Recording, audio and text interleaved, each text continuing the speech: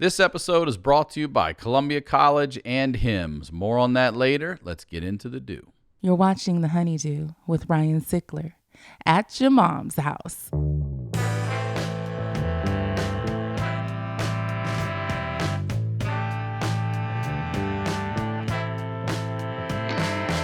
Welcome back to The HoneyDew, y'all. I'm Ryan Sickler. We're doing it over here, Studio Jeans at your mom's house. Ryan Sickler on all social media. My website's ryansickler.com. Go there, sign up for the email list. Go check out my dates. I'm back out with Tom Segura. They shoot over there in October. And as always, I just want to say thank you guys. Thank you to everyone who listens to the show, who sends messages. Thank you for supporting the sponsors. You guys are the best. I love doing this show. The HoneyDewPodcast.com is the website for all info related to this show. Go there, merch, all that stuff is there. And if you're new to the show, what we do here is we highlight the lowlights. I always say that these are the stories behind the storytellers. And today, our storyteller is Greg Fitzsimmons. Welcome to the HoneyDew. I can't believe I'm finally here. You believe it? Yeah. I mean, it's something like, in the old days, it was Carson. You know, the young comics, Roseanne broke out from Carson. Yep, and totally. Leno. Then it was a HBO Young Comedian special. And now it's HoneyDew. Here it is. Where's the tissue box? It's right over there. It's right off camera, bro. It's off camera. We like to see you reach and struggle for it. Right. And I appreciate you shitting on it right away out of the gate. That's why I love you. I saw you Tuesday night at the Comedy Store. Oh. You crushed it. Just what a great show. Fun night. Thank you, Sam Tripoli. And I told you I was stoked that you were coming on. So before we get into any of your stories, would you please plug everything you'd like? Oh, well, I guess stand-up comedy that's where it all starts and ends. And I'm going to be coming to you in Cincinnati, Kansas City, Denver, San Francisco. All dates at fitzdog.com.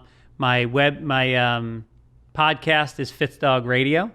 And then I do another podcast with Allison Rosen called Childish, which is about us raising our kids. Mine are teenagers, hers are babies, and it's about me teaching her how to parent, and she's not really buying it.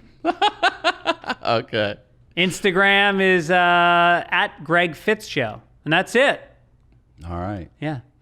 Well, when I ask everybody to send some stories. A lot of people don't like homework, but you fucking, of course, you're a professional, so we got some really good stuff here I'm excited about. So I want to go linear with you. Let's start. First of all, where are you from originally? Born in the Bronx, and then grew up mostly in Tarrytown, New York, which is about a half hour north of there. And it was a town. It's a factory town. Big GM plant. And so Is that where your dad worked for GM? Or? No, my dad was a radio announcer in the city on WNEW. So this is the family business. Yeah, bro. Sitting in front of a mic, you know? What a fucking job this is, right? Yeah. It's in your genes. And bullshitting. And so it was a cool town. It was very much like right and wrong side of the tracks kind of a town. Like there were projects downtown, but then I lived up on the hill, you know?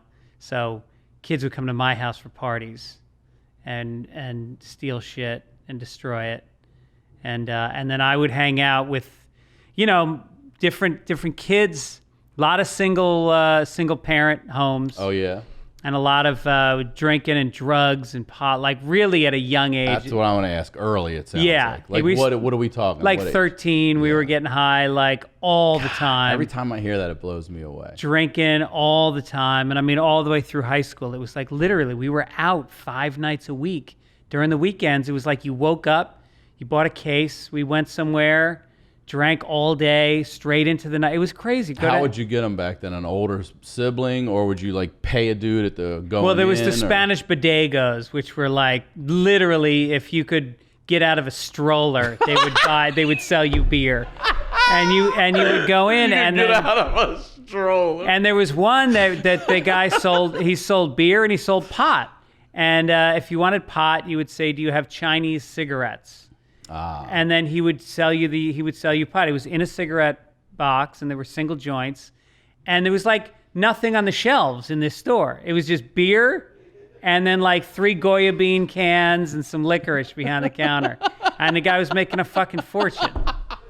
Drove a Bentley. And I had a moped that I used to drive around. I had a big ass basket on the front of it, and I would go get the beers. The pedal, start to pedal one? With the pedals, and then, because I would run out of gas. That's how fucking broke I was. What age did you? I felt like you had to be a certain 13. I knew it was younger. Wasn't there a certain age to ride a moped legally? Well, you're supposed to be 16, but It I is was 16? yeah, but I was thought right. moped was younger No, I for never some got reason. stopped. I remember I was on magic mushrooms. And you would put the beer in the front. Put beer in the front. I was on magic mushrooms. I was like On a 15, and I remember zigzagging down to the Bronx, and just the light streaming. I don't know why I never got pulled over, but it was such a joy. It was so freeing at that age to be able to get on something motorized and just zip around. And why did you have the freedom to be out that much? Were your parents not strict, or were you also in a single family home at some point? No, or? I had both parents, and they were a little bit strict, but I would come home at 11 and I would say hello, and then, wad of gum, Visine, and then I would walk up to my room. I'd wait 5 or 10 minutes, then I'd go out the window, push my moped down the hill, and zip around till 4 in the morning. Come home. I loved sneaking out. Sneaking out was always the Oh, best. it's the best. Where'd you grow up? In Maryland. Yeah. And anytime we'd spend a night at a friend's house, we always would go to the one whose parents would go to bed early and deep sleep. Yeah. And now I look back, they probably were medicated or whatever. Yeah, but right. We were like, fuck right. yeah. And they wouldn't even come down to the basement to check. Yeah. We'd put pillows under the blankets and then we'd out and just go terrorize the neighborhood. Well, the thing is, as a parent of teenagers now, I realize what my parents went through, which is I go to bed, if I'm not out doing stand-up, I go to bed at 10:30. Yeah. And my kid's curfew is like midnight, which means I got to stay up. I got to drink some coffee and stay up to make sure when they come home they're not drinking or high or whatever. And so sometimes I don't. Sometimes I just fall asleep and they come home. And you realize, like, I thought there was such a strong defense up when I was a kid. I thought they were like vigilant. No, they're just making an appearance and they don't give a shit. And it's so easy to sneak out after that. Now, do you think your kids sneak out or have snuck out without you knowing? Oh, yeah. Have yeah. you asked? I haven't asked, but I think I will now. Yeah. I'm surprised you haven't asked yet. Yeah. Did you ever get one by me? That's what you got to ask them. They're pretty forthcoming. They tell me everything because if they tell us shit, we don't punish them for it, but we want to know what's going on. I like that. How old's your daughter? 4. Oh, That'd be 5. Jesus. Yeah, I got a ways to go Yeah. for that. Yeah. But all the parenting happens now. Yeah. It's between now and 6 is when you build in, like, being polite, look people in the eye, say thank you, help out with the dishes, like getting them into the patterns that they're going to stay with. Like people complain about millennials being lazy. It's the parents' fault for the most part. They didn't make them do shit as kids. I agree. You give her any chores? Oh, yeah. Yeah? She helps me with laundry. But Oh, she really? likes to do it. She Yeah, helps yeah. me with laundry. She loves to clean the dishes. Everything is you put it in the trash. Yeah. You go put your dish in the sink. Right. Help me set the table. Yeah. I'll let her help, cook. She loves to help me make the mac and cheese. Gets up on a chair with me, wants to pour the milk, wants to do all that. So Yeah. I involve her in all that. That's the way to do it. Bathe yourself. I've been having her do that too. Like you're responsible for it. I'll sit there and be like, did you get the pits? Did you get the arm? Get elbow? Yeah. Do all that. Well, you ever hear Diaz talk about bathing his daughter? He's like, I wash it down, I soap, I get the feet, shampoo the hair, and I go, you get the fucking muffin. I'm not touching the muffin. Get some soap in there, get in deep. Get in deep. Deep is not supposed Get in deep. Holy shit. My daughter, when she was my daughter and son both breastfed for 2 years. Wow. And we used to call my Like wife. I have X-ray vision, probably. Yeah, right, Yeah. right. They're going to be. They say it's good for their immune system. Yeah. These kids, you could dump these kids in a pool of AIDS right now, and they're good. And so, Titty milk. so they're like, we used to call her breast yayas. They would ask for the yayas. And so my daughter was in the tub with my wife, and she was probably like 2, still breastfeeding, and and my wife would be nude in the bathtub with her. We were all like very nude as a family. And my daughter pointed at my wife's tit, and she goes, Mom, and she pointed to the nipple, and she goes, Mommy, is this where you blow up your yayas? Like she thought it was like a balloon. You had to fill them up. Yeah. I've never thought of that. Oh, that's great. Oh man, so my stepson is dating. Are your kids dating? Yeah, my Do they date a little son's bit? dated. My daughter, I'm not sure she is. Yeah. Are you ready for that? I don't want to hear about it. I really don't. You don't want to hear anything. You want to know who he is and what he does and like the minimum or nothing. My wife kind of deals with that. I'm like, I'm not comfortable with it. I wish I was. I think I need to work on that. Yeah, we have to work on that. I mean, I'm not comfortable with it either. I love the fact that she has an older brother though, because I can have him come over as well. You know, Yeah. we can double up on it. Right, Be like, right. Mm-hmm, Yeah, you know. I know. What? Let's talk about. You had a story about when you first. Well, before you started dating, I guess it was the first time you asked a girl out. Charlotte Bourne. I was in 7th grade, and like, you know, I had a gang of friends, and they were. What was it you liked about Charlotte Bourne?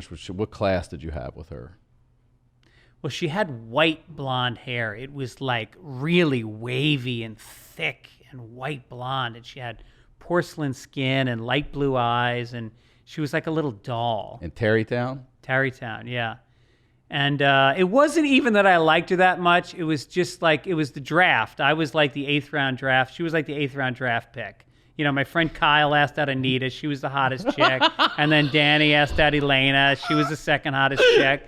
And I was like the 8th round draft pick. And she was like, she was who was left. And not to put her down, like I liked her. I thought she was cute, but she didn't have a big personality, and I did. And I sort of felt like, all right. You did have a big personality? Yeah. Then? You did. I was the guy in the group because my friends were pretty tough. And I was the guy in the group that was more funny. Mm-hmm. And so that was my angle. I would do the craziest shit. There's pictures of me hanging off my knees from the back balcony of my friend's like 5th story apartment. Jesus. There's pictures of me doing a backflip off like a 4-foot wall at this park we would hang out at. I would do anything. Not to fight. Yeah. Well, if I made people laugh and whatever, then they were like, right. yeah. I don't have to throw a punch. I'm going to flip off this wall. So there was this lake in Tarrytown that would freeze every winter back before global warming when lakes froze. Right, yeah. And you could walk on them. I mean, literally, we skated on this lake every year from like Christmas until late March. That shit was frozen. Do you know that lake has not frozen once in the last 15 years? For real? Yeah. Wow. I mean, And how it gets upstate- sheets of ice, but not thick enough. How far outside of New York City is Like this? a half 30 an hour. minutes? Okay. Yeah. And so the lake would freeze, and the town did this really cool thing where they put up these telephone poles with floodlights on them and radio speakers. Oh, yeah. And so they surrounded half the lake with this, and then they had like MASH. You all out there like yeah, MASH. right. Yeah. I dressed up as a woman, and they had this shack. They had this big wooden shack where you could put on your skates, and it was heated. And they had a little snack bar with hot dogs and hot Damn. chocolate. It was fucking awesome. And Like they a played seasonal thing they Yeah. just threw together. And they played AM radio. I can remember Wow. all the songs they were playing back then, the Bee Gees and Gloria Estefan. And so we would go out there and we would, during the day, we played hockey from 10 in the morning until the sun went down. And they had real goals. And they had plows. And they would plow out ovals out of the snow to make fucking rinks. Get my Zamboni out here, Yeah, guys. right. A Can you imagine how drunk you'd have to be to drive the Zamboni on a lake? On a lake. It's a suicide. Also, the town's got to be really fucking sure this lake can handle all this weight. That's a lot of weight. 3 feet of ice. They Was would it 3 drill and feet? they would test. It had to be 3 feet of ice. And you would call the phone. This is before the internet. You'd call this phone number, and it was an automatic message. And this guy would come on, and people have the thickest New York accents in Tarrytown. And he would, and the message would either be, "There's skating," or it would be, "There ain't no skating because there ain't no ice." That was the message.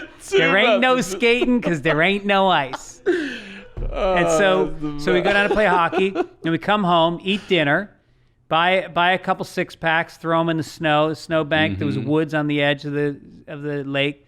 And then we go down there, and then at night we would, that's where you try to hook up with some girls. And so all my friends are girlfriends. So we were all in a circle, hanging out, drinking some beer, smoking a joint. And then all of a sudden, like, I told my friends I'm going to ask out Charlotte.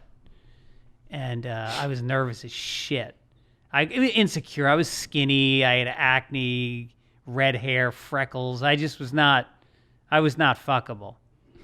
And so all my friends knew, so they all just like disappeared.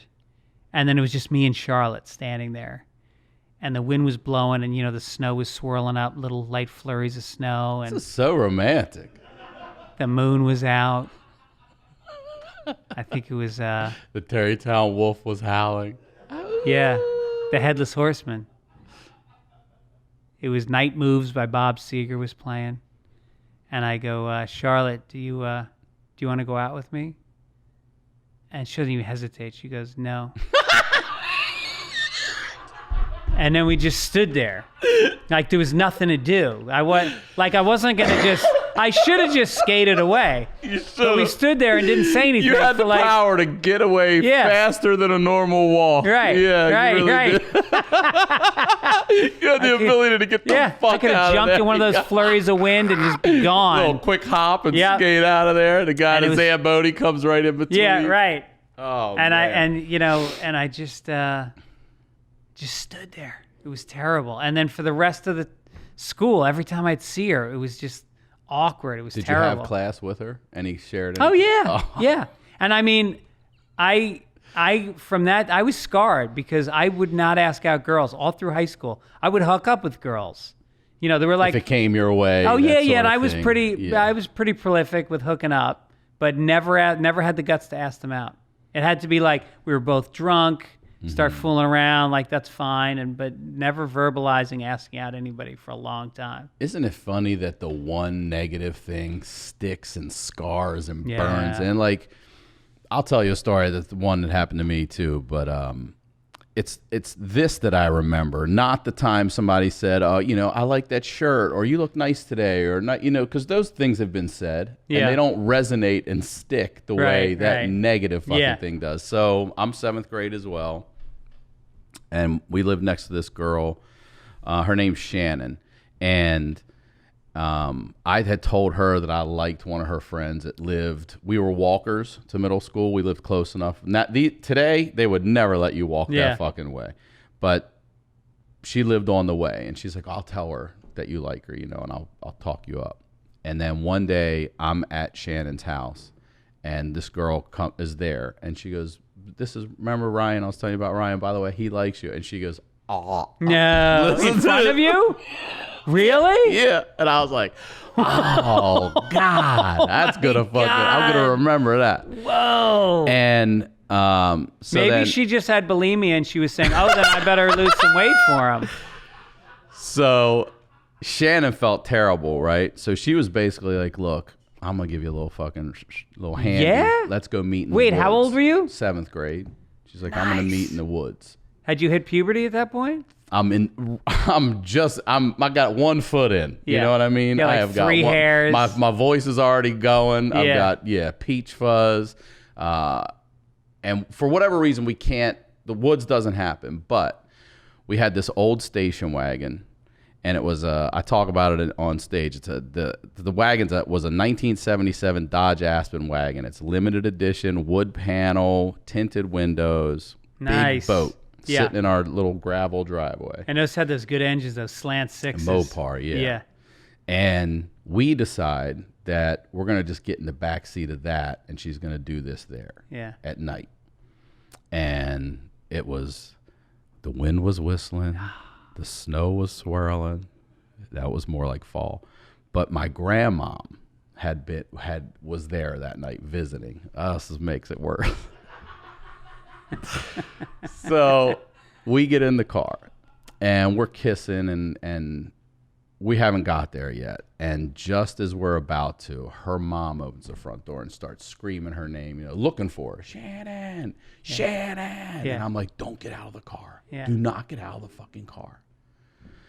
And she's like, I got to get out. I got to go. I go, no, you don't. Let her go back inside. Then you get out of the car. Do not let her see you get out of this car. And then my grandmother hears that, and she comes to the front door, and she opens the door. And now she starts yelling for me. And I'm like, oh. And the car is visible to both of them? It is 10 feet from my grandmother and maybe 30 from her mom's front door. And they can see both doors. Yeah. And she goes, I gotta go. And she opens the door, and my grandmother sees this girl run out of her, our family's car. Yeah. Her mom sees that, and then I come out of the other side, and it was just all fucking bad news, bro. Oh, and the worst bad thing is, news, at that bro. age, you still had the boner. Yes, Yeah. I did. I had to go in and take care of that myself. Wow. And then my dad, who wasn't home, my grandmother busted me. Obviously, she told him. And all he said to me was, I heard about last night, and I was like, yeah. Like, I was just humiliated. There was no denying it. There were so many fucking witnesses. It felt like that shit feels like the whole neighborhood sees it. You know what I mean? And he goes, the whole, you show me yours, I'll show you mine. I was like, I wanted to be like, how the fuck did he know? But what else would we be doing back there? And he's like, just be smart. Yeah. Don't do stupid shit like that. So did you ever revisit with her?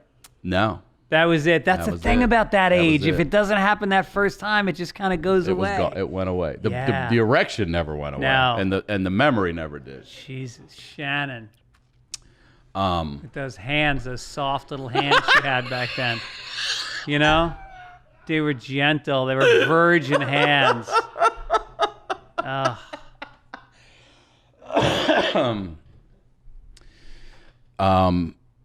So then how... All right, so you get into so you say you don't ask a girl all the way out through high school. Yeah. Do you get the courage in college? I mean, at that point, you're probably even, especially now that you can drink, do you not have at least liquid courage to go up to girls and ask them out? Yeah. Well, again, like asking out, like there was a girl I saw in college for freshman year. I don't think we left the dorm. It was like that. It was like, I'd go out to a party and it was at 3 a.m. If I didn't hook up, I would knock on her door on the way home. She'd be home. I'd go in. And it would just happen every time. And so it was like college, you didn't really ask people out, really. You just ran into each other and hooked up. But then I ended up with a girlfriend sophomore year. And it was powerful. I really loved her. And we were together for years. I cheated on her like it was a varsity sport. I loved her. I mean, I don't know why, but I slept with her roommate. I slept with friends. Everybody. I was like a horn dog. I couldn't stop myself. And the drinking didn't help. Yeah. That's why I knew I had to quit drinking before I got married, because I would cheat otherwise. How did you quit? Well, what was the moment you were like, all right, I'm going to do this? Why did you? Well, I've always kept a lot of journals in my life. And I go back and I look at the journals from college. And I had a real problem. I really drank myself to sleep a lot of nights. And you're looking back and reading that? Yeah, and my dad was an alcoholic. My dad was pretty bad. He died at 53. Whoa. Yeah, and so I was aware of not wanting to end up like that, and so I was. Do you remember these nights as you're reading them again, or are you blacked out? Is this blacked out of your memory, and you're like, oh my God, I did that? Yeah. Wow. Yeah, there's some that say like, what happened last night will never happen again. And then you see that again on Thursday or something? Yeah. Yeah. And I would say, I'm going to quit. So many times throughout college. How many kids in college are talking about quitting drinking? Sure, yeah. Nobody. That's a great point. But for me, it was like already in my head. A lot of them are just starting.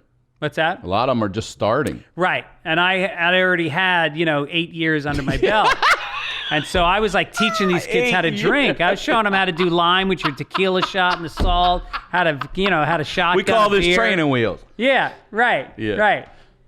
So then I found stand-up comedy. I started doing stand-up comedy when I was in college. And so when I graduated, I was starting to make a living at it already. Where'd you go to school? Boston University. Okay.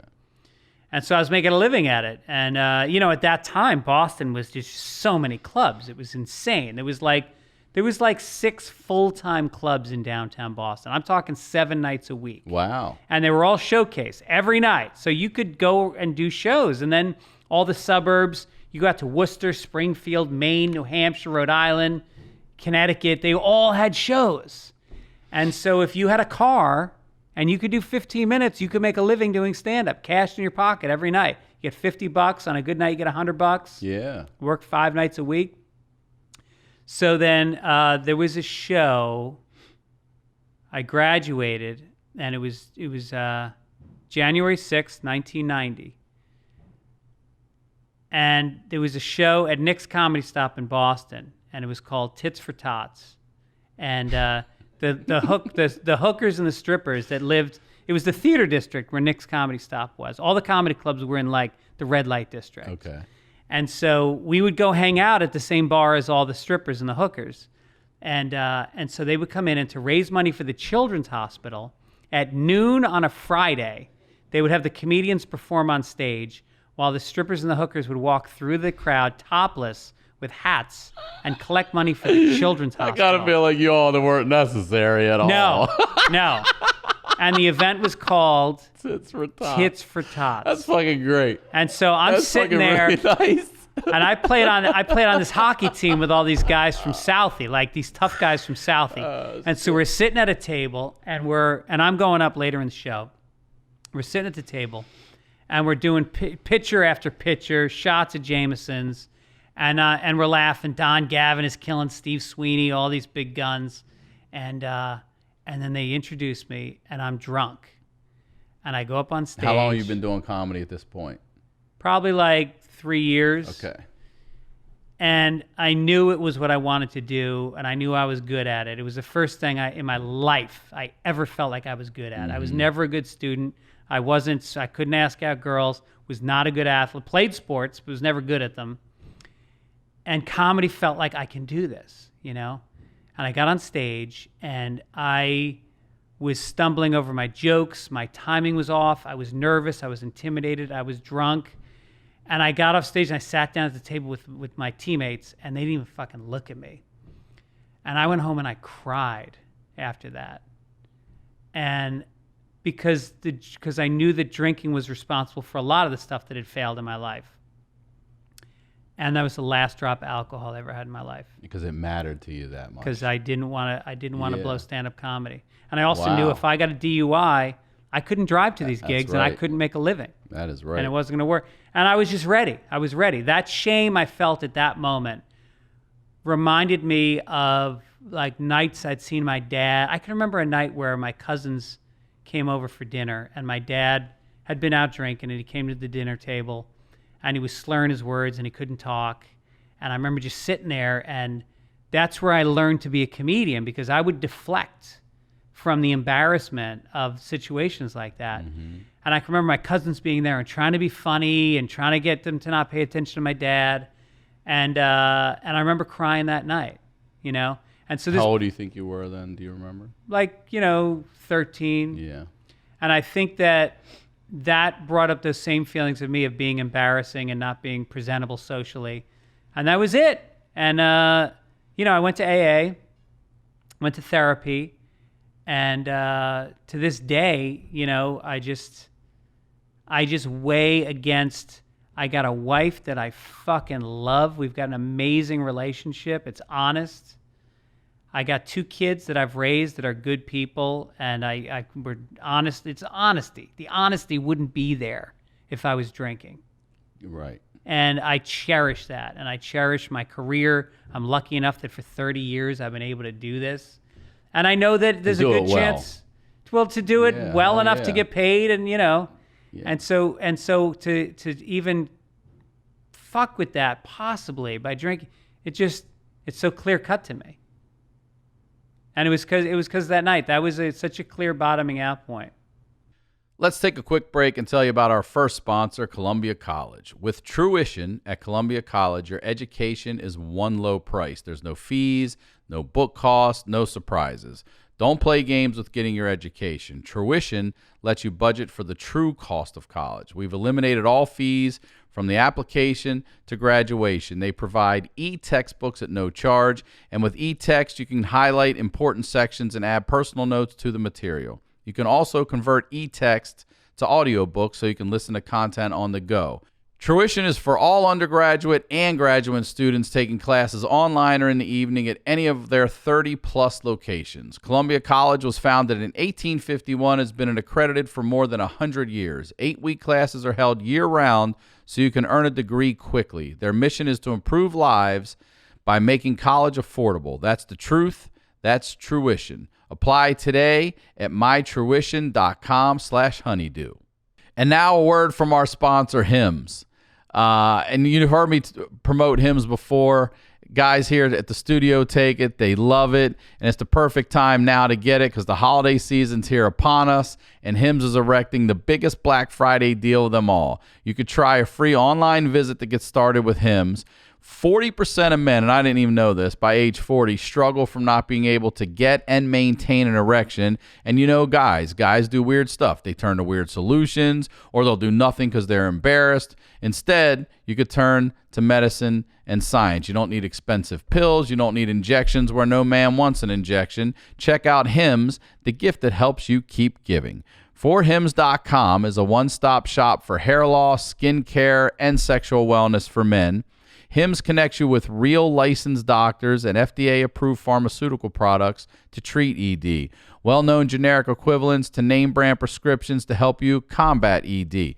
Prescription solutions backed by science and made more affordable. See results where other treatments fall short. Stop worrying about multiple in-office doctor visits.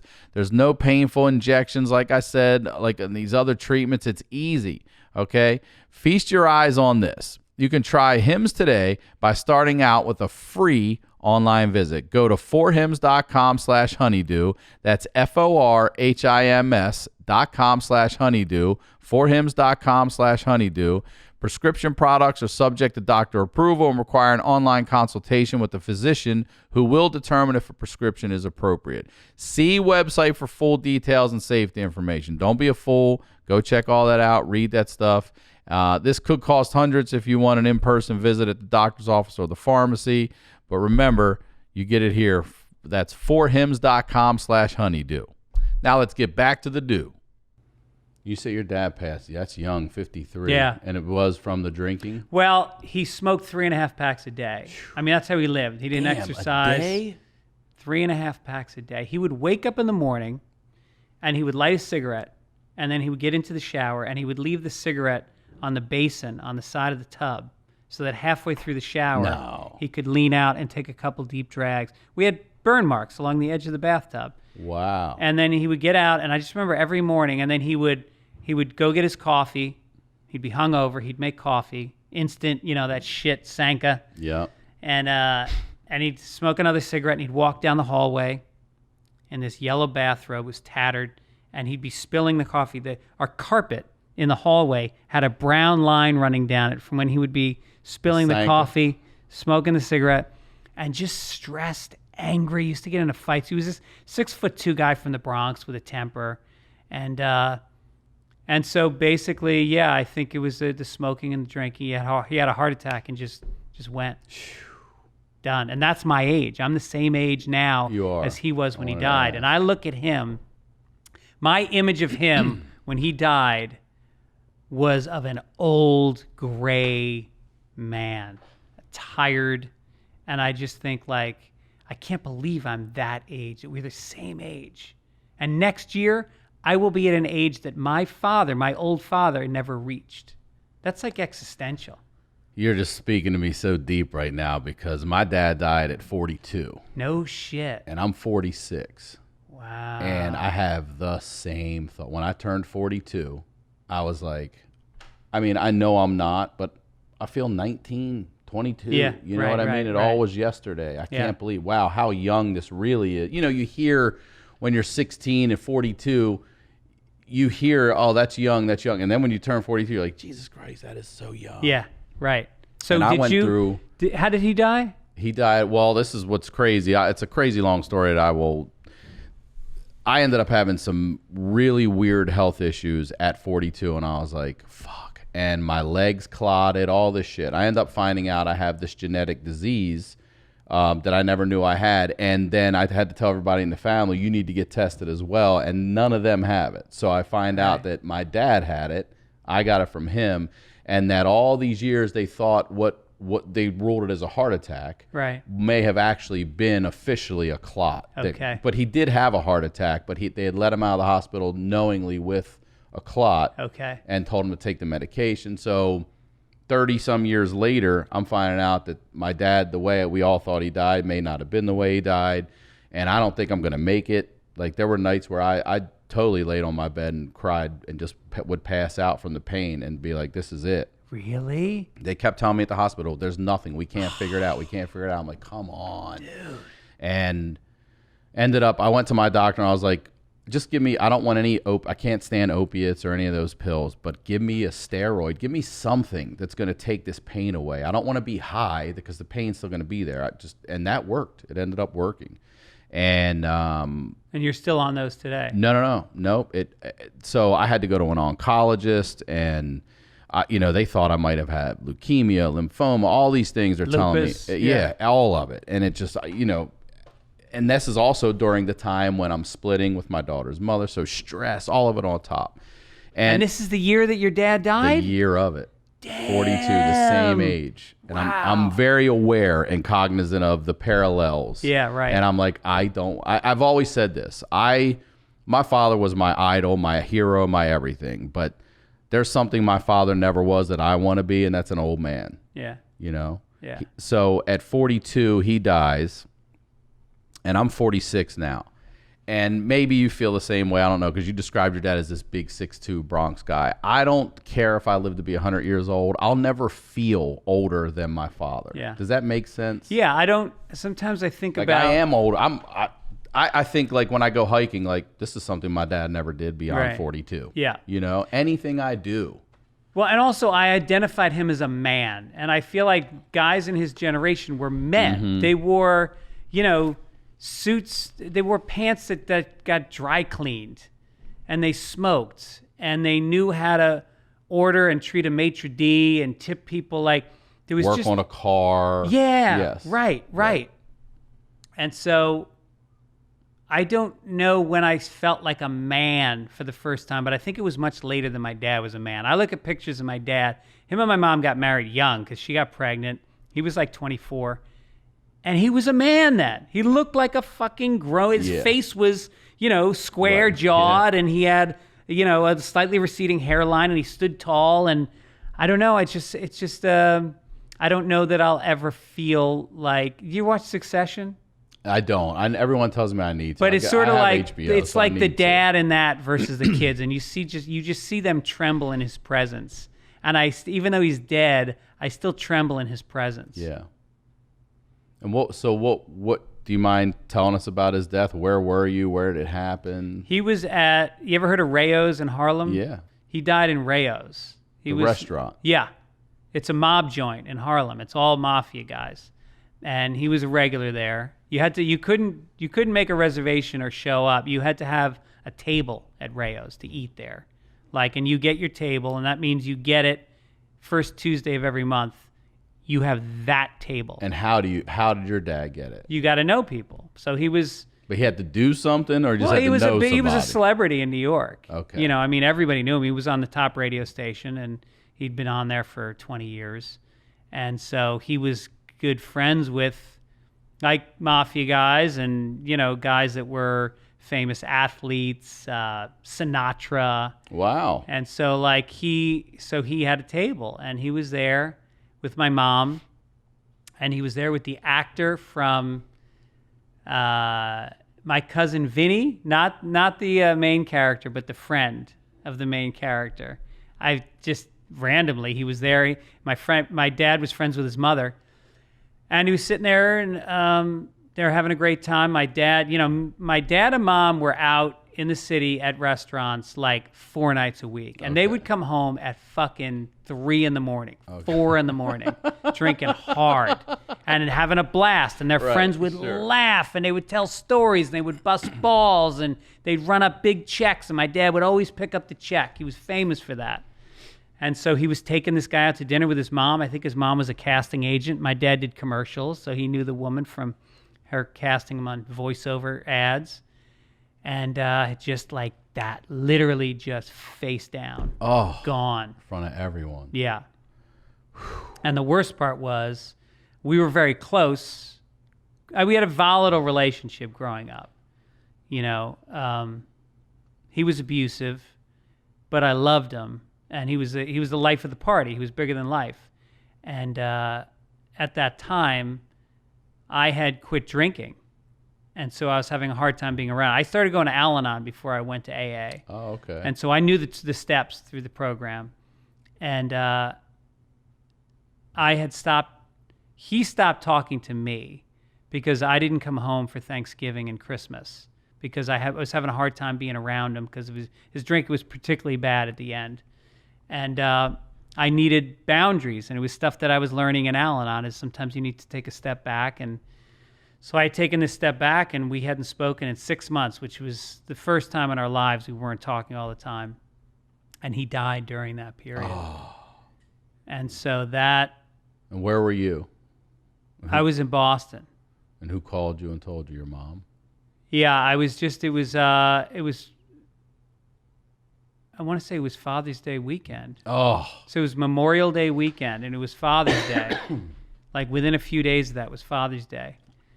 And I had just been down in Atlantic City with my girlfriend, a bunch of my buddies from college, and we drove back, and I walked in the door to the apartment, and the phone was ringing. It was before cell phones. Yeah, it was ringing as you walked in. And I answer the phone, and it's a doctor from a hospital in New York, and he's telling... I didn't understand. It didn't make sense. Like what he was, because the answer machine had gone off, so I picked it up, and it was all convoluted. And then my mom came on. She goes, "We're at the hospital, and your dad had a heart attack." And I go, "Well, is he going to make it?" And she goes, "I don't think so, but like he was dead." She was like in denial about it. And then finally she's like, "He's dead." And the doctor came on and said he had a cardiac arrest, blah, blah, blah. And and I was howling. Like I was crying, but like howling. I was so devastated.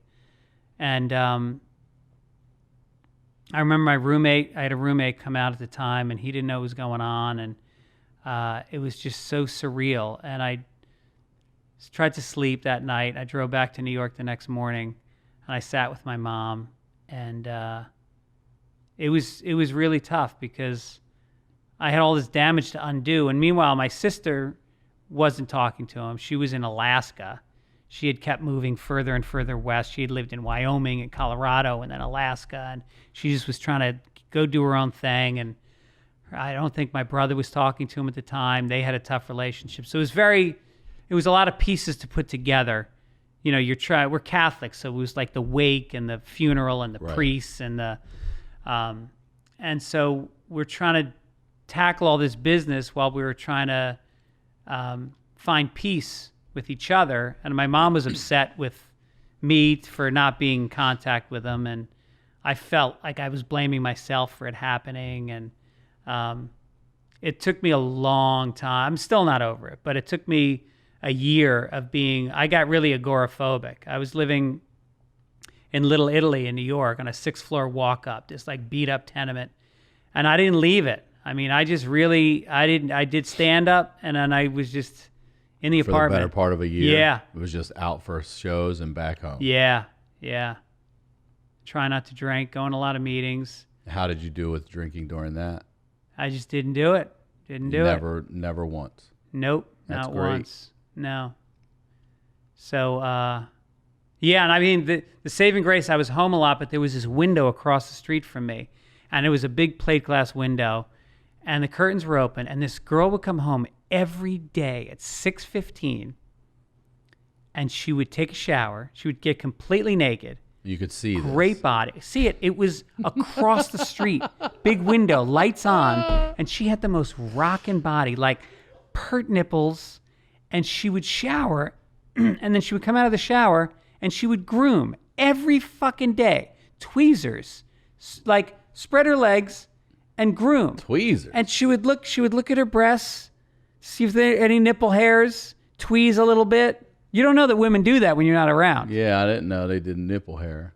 And that's good when you need to blow them up. You don't want that hair in your mouth. That's right. That's right. It's like my friend Tom Cotter's joke. You can suck her tits and then floss at the same time.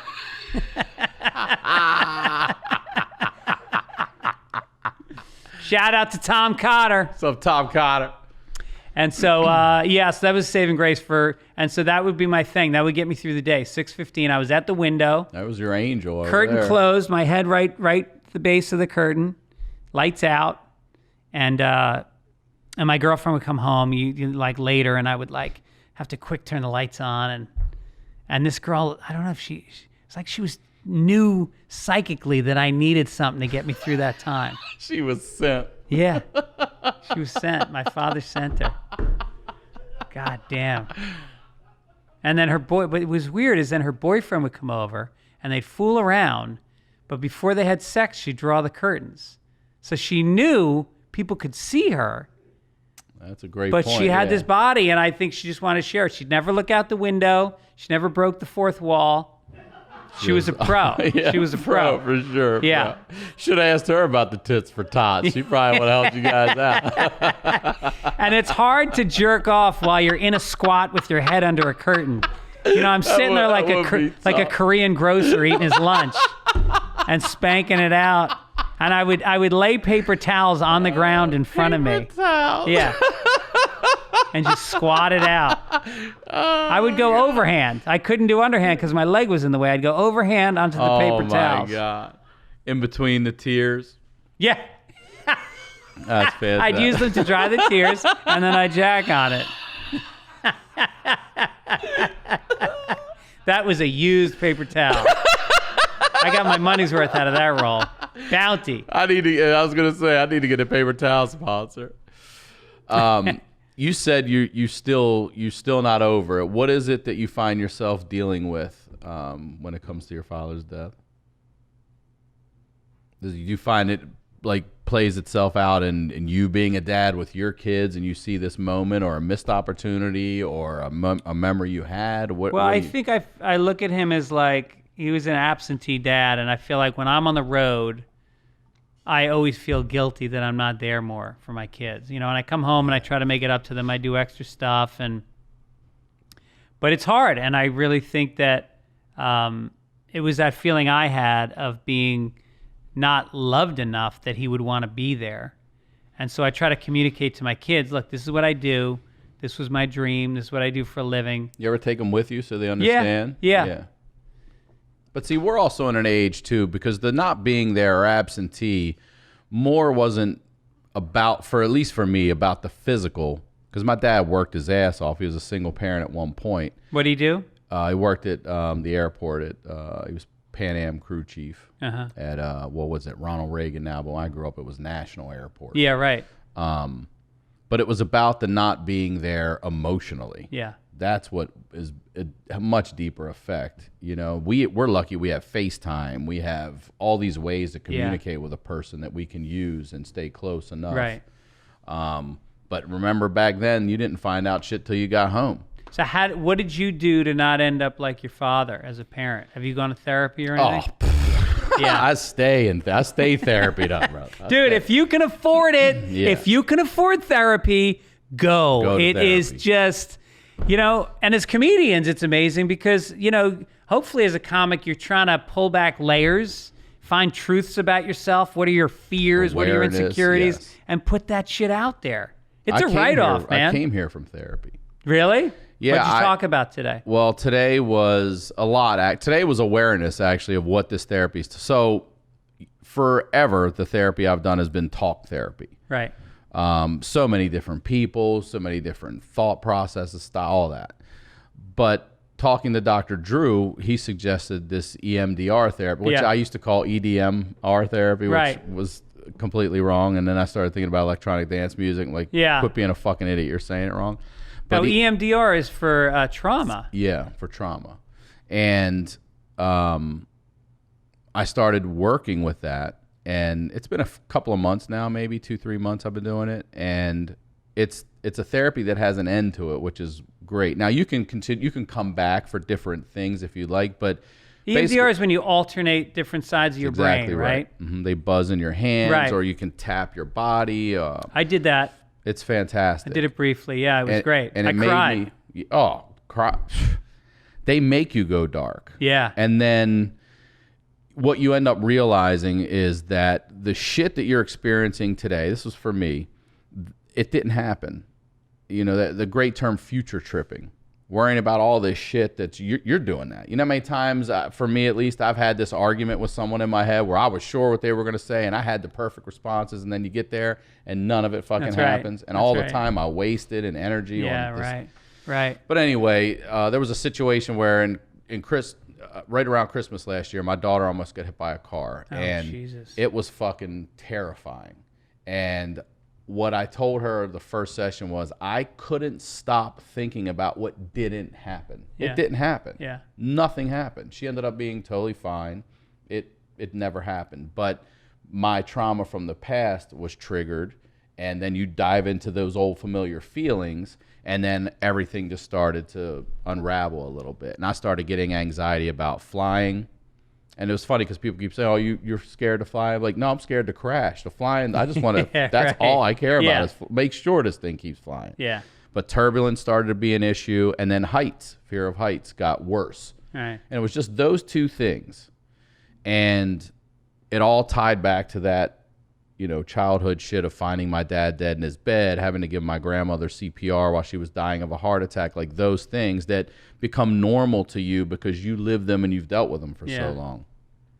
So today was talking about, man, you really made me understand where this fear of something that didn't happen comes from, and that I can calmly talk to myself and be like, look, that shit didn't happen. The feelings you're feeling are from shit a long time ago. You know, deal with it, let it go, move on. So EMDR, awesome. basically, you got two sides of your brain, and one side holds the trauma. It holds the memory. The stories are in there. The fears are in there. The other side is linear, and it's chronology. And EMDR allows you to tell the side of your brain that's holding the trauma that it's not still happening, that it was in the past. It's something you're remembering. Right. Yes. Right. Not experiencing. And I think that when I was so fucking cocky, man. I was the cockiest guy, and it was out of an insecurity, as I put on a bravado, and I was the guy that walked into the room and I'd fight anybody, and I would shit on anybody, and I was this kid who's 150 pounds, 5'8", but I never believed I would get hit. I never believed I'd get hurt, and I never believed, like, I just had Did you? this. Did you ever get hit, fights? No, people wouldn't fight me. Never. Because they thought I was crazy. And I hung out with big guys. I always had the biggest friends. My best friend was David Aranguren, this Colombian kid who lived above the bodega where we bought the beers. And this kid was like a black belt in Taekwondo, and he was at my side all the time. When I was in college, my two roommates were on the football team, the captain of the football team. Damn. and the star running back. And these guys were my friends. And I can remember them standing in between other people several times. They were a bouncer at this bar. And I would who was on first? And I would go there and hang out. And they always had my back. And so, and I also I could tell when it was going to cross that line. I had this really good indicator. But I would push people. And I got off on it. There was something about, I had so much anger inside of me that I got off on making other people angrier than I was. Yeah. Well, it's such a smarter, better way to fight somebody than a fist anyway. Right. And we would fight. There would be fights, but fights don't last very long. And neither does the pain. But the fucking words like that, that shit lasts for fucking ever. Right. It lasts forever. Oh. There's somebody out there that remembers some shit you said to them one night in those fights. It still bothers them when they're sitting in rush hour traffic. Yeah, they're holding on to two buzzers right now going, this little Irish kid, and he said I had a big nose, and everybody laughed at me.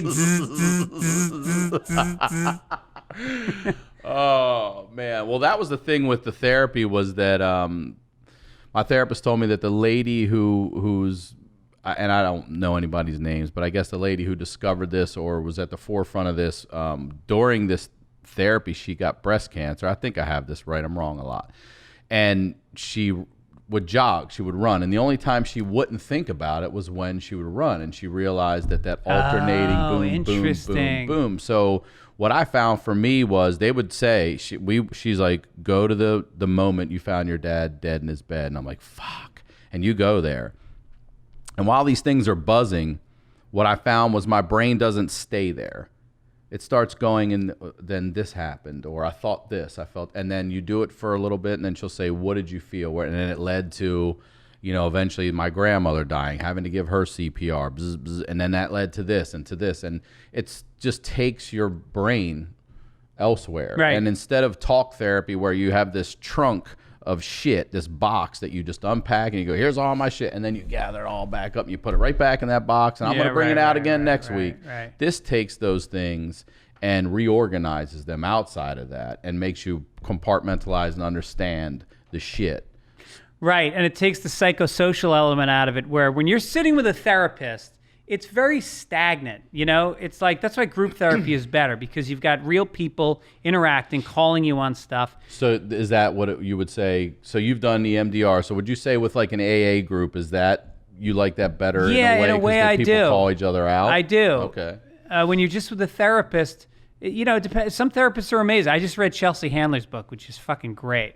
And it's about her brother dying when she was young, and she spent her whole life not dealing with it. And then she found this therapist that really called her on stuff and kept her honest about it, and how I'm having her on my podcast tomorrow. But the EMDR, the thing about EMDR is they use it on Vietnam vets, because these guys come back. Yes. They don't do talk therapy. That's who they started with. They were first. trained to not talk about their feelings. They were trained to be tough. And so it takes the whole element of having to open up, and it physicalizes it. And it started with the fucking watch going. People laugh about the watch going back and forth. That was the first EMDR. And it's funny because the woman that did it with me said, when you talk about a positive feeling. And when you have that positive feeling, or you've done the work and you've felt these deep emotions and you've excised them, then at the end, she said, just monkey taps. Tap it. She would say, tap it into the universe. Yep. Tap it into the universe. And then when you do that, then when you're having a rough time in your regular life, you just stop and you can recall it by going like that. And it's funny because I play volleyball every Sunday with the same bunch of guys for like the last 15 years. And not whenever, but at least once a game, when we like win a good point, I go, tap it into the universe, everybody. And they all do it.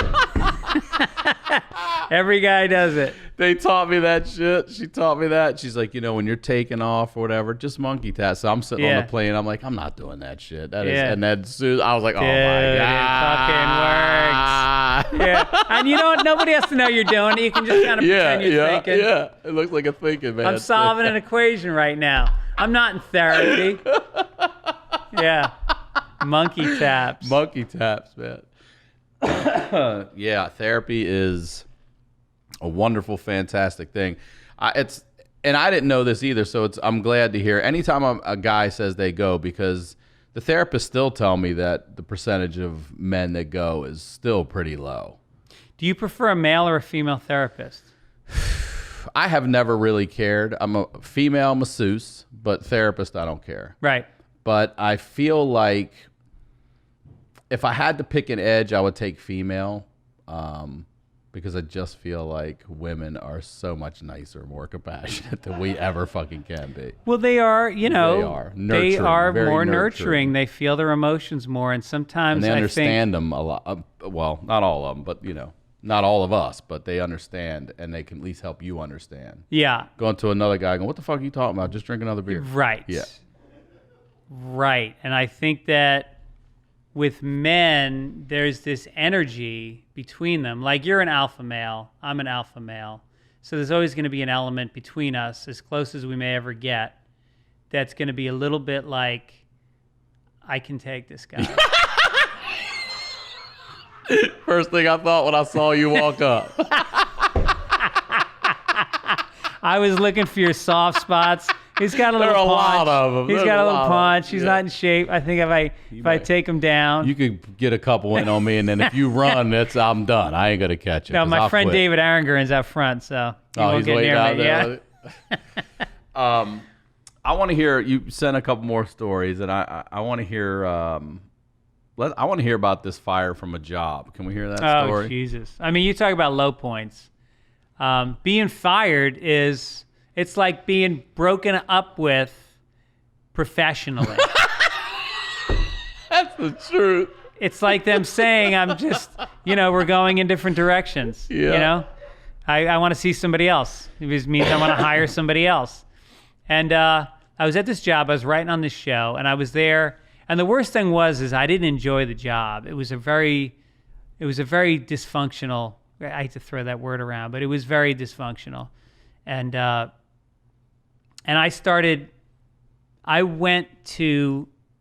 missed the first day of work in 2 years writing on the show, and I was a producer on the show. And I left because this woman who was like a mother to me, she was like a second mother to me. She died in New York, and she'd had cancer. She didn't tell anybody she had cancer. Oh, man. She was this tough, like, keep it in. So I was devastated, and I finished the day's work, and I go, look, I'm going to take the red eye to New York so I can go to the funeral tomorrow. I'm speaking at the funeral. I'll take the red eye back tomorrow night. I'll be back. There's 1 day of work, because they were like that. And the executive producer, death? The executive producer said to me, it's not a good idea. And I went, I came back, I got fired. No way. Yeah. And I was in my office, and I got a call from, it was my agent and my lawyer on the phone. I'm like, this is fucking weird. They do the whole hold for Ira, and I'm like, what the fuck's going on? And they're like, well, they're letting you go. And I go, what do you mean they're letting me go? They go, you have to clear out your office and go. And meanwhile, usually when you fire somebody, you do it on Friday at the end of the day. Yep. Then everybody can leave and you can take your boxes out to your car. They fired me at 1:00 on a production day. We were shooting that day, so the fucking office is abuzz with all the employees. And you're packing up. I'm packing up, and the guy who was the line producer stood outside my office. This guy that I knew stood there. I guess, so you didn't raise hell or something? I'd raise hell or steal a computer or whatever. Meanwhile... Is that even legal to do to somebody? To fire them? For what is it, bereavement for 1 day? Well, I don't, they said it was, my lawyer said it was because of some incident that had happened, which wasn't a big incident a while before. And I'm like, what? And so I packed my shit and he's watching. But meanwhile, my computer has more porn on it than it is loaded with porn. Loaded. And I mean, I've been downloading it. I'd be in my office, paper towel on the floor, working it out every day. It's always a paper towel on the floor. And I don't know anything about computers, so I call my friend who's in research. I'm like, dude, what do I do with this computer? And he comes into my office, and he erases, and he erases, and he erases, and he goes in, and I don't know how to work. So he does it. And then at the end of it, he goes, if they want to, they're still going to find it. And I'm thinking, I want to get paid out because if you're a writer, you get paid for 13 weeks. Okay, no matter when they fire you, get the cycle. What week are you in? They just picked me up. I was like 2 weeks into 13 weeks. And I'm like, I'm getting the 11 weeks. Yeah. But if they find porn on my computer, that's it. Yeah. I don't get the money. So I went to the kitchen and I got a Coke and I just fucking poured it on that keyboard. I fried it. I fried that laptop. That's fantastic.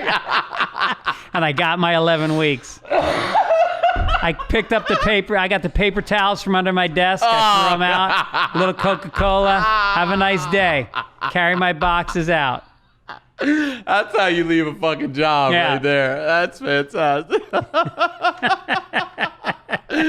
That is so good. That is great. 11 weeks. I would have thought to do that. Dude, that sucked though, man. You ever get fired? Yeah, I've been fired a lot. Really? A lot. From any jobs you cared about? No, none that I cared about. It's always been something where I was like, this is probably better for both of us. I had one job I got fired from. I got aggressive. I was in college, probably a freshman in college, and I worked for a pool company in Maryland. So above ground pools are really popular. Yeah. And the whole summer, all we did was assemble above ground pools for people. And there was one in-ground pool we did, one or two. And, we're there doing all of it. We got the Bobcat, we're digging the hole, we're grading it, we're everything. And an in-ground pool we can put an above ground pool up. 4 of us will do it in a day. Yeah. But if you're doing an in-ground pool, you're going to be on these people's property for a little bit. Months. Probably a week or two we would get That's it. Mm-hmm. Wow.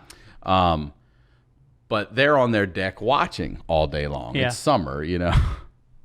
And this boss was just a real fucking asshole. He would talk to you like shit. He was just garbage. I couldn't stand the guy. And I'm in the hole. At this point, the hole is dug, and I'm down in there, and I'm digging. And he's like, "This is why you suck." You know, he's just one of those assholes, Dude. you know? Yeah. And I just turned around, and I said, "You know what? Fuck you." And he's like, "What'd you say to me?" I said, "Fuck you. I quit." He's like, "You're fired." I was like, "I fucking quit." I took my shovel, and I threw it like a javelin at his fucking head. Really? Yeah. And the whole family's up on the deck watching. And that guy was like, "What the fuck?" I go fuck yourself. Now, though, I'm trying to be, you know, and now I got to climb out of this hole, you know. I'm like, you know, throwing my leg up and shit. I'm trying to climb out of this hole. I'm at the deep end. And this family's watching this on the They're fucking loving deck. it. And I had a motorcycle at the time. And I walked up front and I was like, "Good luck. That pool's not getting fucking done. That guy's an asshole." And I got on and I drove away. And I end up passing my friend's mom, and she flags me down and she's like, "Aren't you working today?" And I was like, I just fucking quit. I threw a shovel at the guy's head. She's like, "What are you talking about?" I was like, "I'll see you later." Yeah. Quitting is the best feeling. That was the best. Yeah. I used to caddy at this country club in White Plains, and I was not a big kid. I mean, at this age, I was probably only like maybe 14 or 15. I was 120 pounds, and I go out there, and they give me these bags, these golf bags back in the 80s, man. They were, remember Rodney Dangerfield and Caddyshack? Yeah, with the radio big pops ass out. leather bag. These dudes would have range balls in there. They'd have like 20 range balls and 16 clubs. And so I'd be out there with 2 bags, hot as shit. And this course was all hills. And they say the average course, if you walk, it's about 7 miles. Is that right? I In didn't the know that. sun. Okay. Pasty white. Damn, yeah. And so I'm out there, and I'm on like the fucking 13th hole, and there's this guy Angelilli, and he's got a larynx box because he had cancer in his larynx.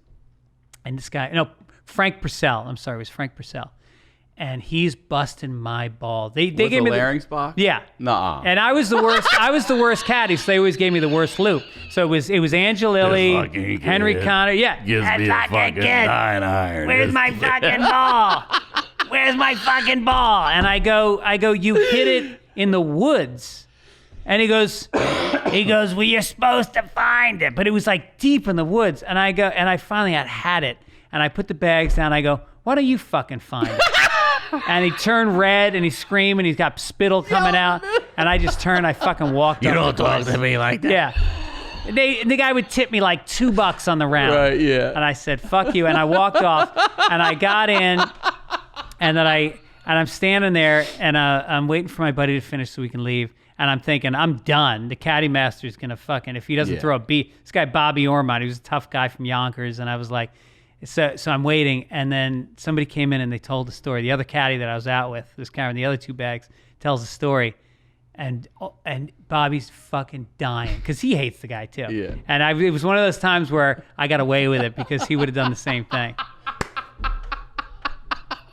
I love that he had the voice box. Yeah, had the I mean, you can't even make that shit up. Had the voice box, and then the other guy, Henry Connors, he would take the money, the tip, and he would spit on it and throw it on the ground and then rub his foot on it. But he was fucking around. Oh, okay. But he was doing it All because right. Frank Purcell was such an asshole. Yeah. Well, listen, man, we're at that time. I want to say thank you so much for coming on. This has been great. You went deep on me, too, so I appreciate that. Well, look, I saw Joey Diaz on here this week. I knew the bar was set pretty high. Jesus. Well, thank you for coming on. One more time Yeah. again, plug whatever you'd like. Oh, thanks, man. Yeah, Fitzdog Radio, Childish Podcast, and then tour dates at fitzdog.com, especially Denver. Let's sell out Denver. That's the Comedy Works. It's my There it is. second favorite club in the country. What's first? Never say it. Never say it. Then if another club goes, hey, how come you said Denver's the best club in the country? I go, well, no, you're the best. I said they're the second best. Got it. Yeah. Brother, right, thank brother. you so much for coming on. Thanks for having me. You This was got really it. fun. This was fun. I'm Ryan Sickler on all social media, ryansickler.com. We'll talk to you all next week.